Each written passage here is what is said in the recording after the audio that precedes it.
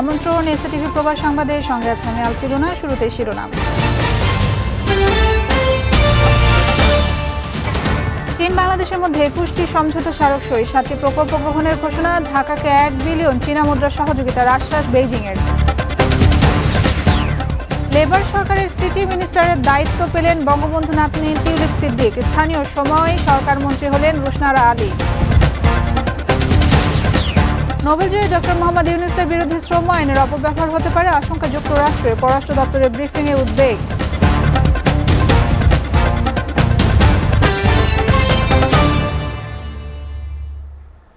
বাংলাদেশের উন্নয়ন অভিযাত্রায় অব্যাহতভাবে সহযোগিতার আশ্বাস দিয়েছেন চীনের প্রেসিডেন্ট শি জিনপিং।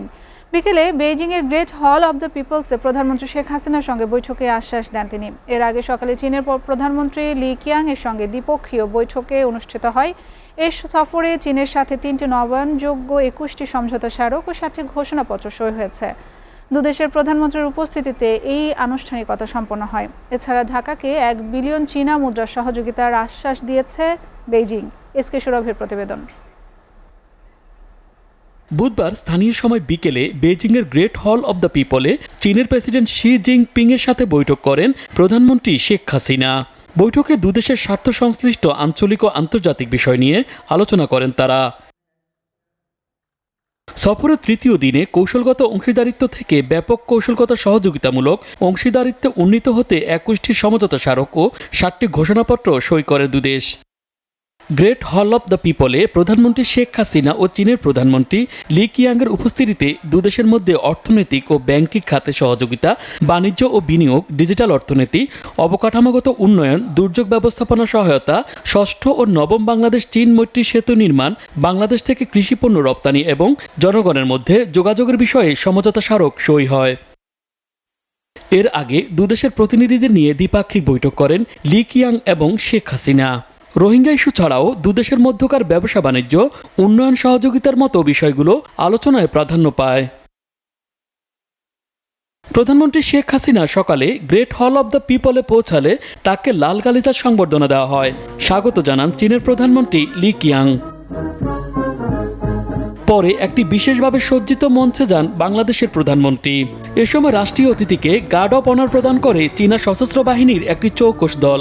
বাজানো হয় দুদেশের জাতীয় সঙ্গীত। সালাম গ্রহণ ও গার্ড পরিদর্শন করেন শেখ হাসিনা। তার সম্মানে গান স্যালুট জানানো হয়। অনুষ্ঠানে উভয় প্রধানমন্ত্রী নিজ নিজ প্রতিনিধি দলের সদস্যদের পরিচয় করিয়ে দেন। চীনের প্রধানমন্ত্রীর আমন্ত্রণে গেল 8 জুলাই বিকেলে 3 দিনের সফরে বেইজিং পৌঁছান প্রধানমন্ত্রী শেখ হাসিনা। SK Saurav, SATV, Dhaka. টানা চতুর্থবার ব্রিটিশ পার্লামেন্টের এমপি নির্বাচিত হওয়ার পর এবার লেবার সরকারের প্রতিমন্ত্রীর দায়িত্ব পেলেন বঙ্গবন্ধু শেখ মুজিবুর রহমানের নাতনি টিউলিপ সিদ্দিক। আন্তর্জাতিক গণমাধ্যমগুলো জানায় স্থানীয় সময় মঙ্গলবার টিউলিপকে দেওয়া হয়েছে আর্থিক সেবা বিষয়ক প্রতিমন্ত্রীর দায়িত্ব, যা সিটি মিনিস্টার পদ হিসেবেও পরিচিত। একই সাথে ব্রিটেনের নতুন সরকারের দায়িত্ব পেলেন আরেক বাংলাদেশি বংশোদ্ভূত ব্রিটিশ এমপি রুশনারা আলী। গৃহায়ণ কমিউনিটি ও স্থানীয় সরকার মন্ত্রণালয়ের পার্লামেন্টারি আন্ডার সেক্রেটারি হয়েছেন তিনি।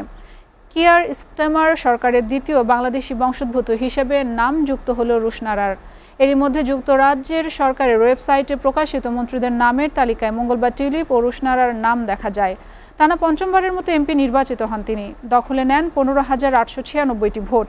নিকটতম প্রতিদ্বন্দ্বী আরেক বাংলাদেশি বংশোদ্ভূত স্বতন্ত্র প্রার্থী আজমাল মাসরুরকে হারান প্রায় 1700 ভোটের ব্যবধানে। এর আগে দেশটির বিরোধী দলীয় মন্ত্রিসভার ছায়া মন্ত্রীর দায়িত্ব পালন করেন তিনি। লেবার সরকার ক্ষমতায় আসার পর থেকেই মন্ত্রী হিসেবে আলোচনায় ছিল রুশনারা আলীর নাম।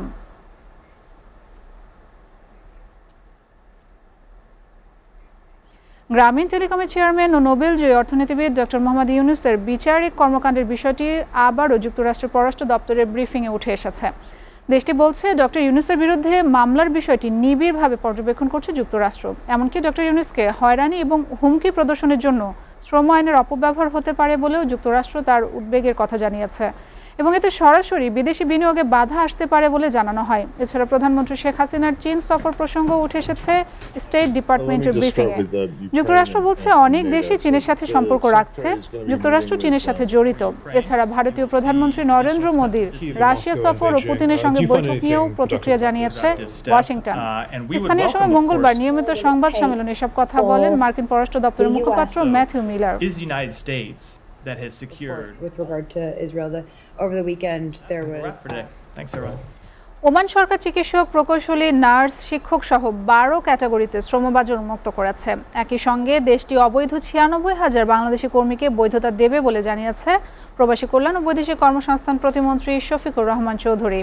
মঙ্গলবার বিকেলে প্রবাসী কল্যাণ ও বৈদেশিক কর্মসংস্থান প্রতিমন্ত্রী শফিকুর রহমান চৌধুরীর সঙ্গে প্রবাসী কল্যাণ ও বৈদেশিক কর্মসংস্থান মন্ত্রণালয়ের প্রতিমন্ত্রীর অফিস কক্ষে বাংলাদেশে নিযুক্ত ওমানের রাষ্ট্রদূত আব্দুল গাফফার বিন আব্দুল করিম আল বালুশির সৌজন্য সাক্ষাৎ করেন। বৈঠককালে প্রবাসী কল্যাণ ও বৈদেশিক কর্মসংস্থান মন্ত্রণালয়ের সচিব মোহাম্মদ রুহুল আমিন সহ অন্যান্যরা উপস্থিত ছিলেন। প্রতিমন্ত্রী বলেন, দেশটিতে অবৈধ 96,000 বাংলাদেশি অভিবাসীকে বৈধ করবে সরকার। অবৈধ অভিবাসীদের জরিমানা মওকুফের বিষয়েও ভাবছে ওমান। প্রসঙ্গত, গত বছরের 31শে অক্টোবর থেকে বাংলাদেশি নাগরিকদের ভিসা দেওয়া বন্ধ ঘোষণা করে ওমান।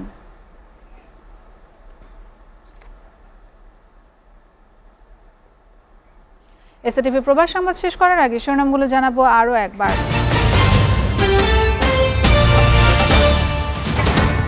চীন বাংলাদেশের মধ্যে 21টি সমঝোতা স্মারক সই, 7টি প্রকল্প গ্রহণের ঘোষণা। ঢাকাকে 1 বিলিয়ন চীনা মুদ্রা সহযোগিতার আশ্বাস বেইজিংয়ের। লেবার সরকার সিটি মিনিস্টারের দায়িত্ব পেলেন বঙ্গবন্ধু নাতনি টিউলিপ সিদ্দিক। স্থানীয় সরকার মন্ত্রী হলেন রুশনারা আলী। নোবেলজয়ী ডক্টর মোহাম্মদ ইউনূসের বিরুদ্ধে শ্রম আইনের অপব্যবহার হতে পারে আশঙ্কা যুক্তরাষ্ট্রের। পররাষ্ট্র দপ্তরের ব্রিফিং উদ্বেগ।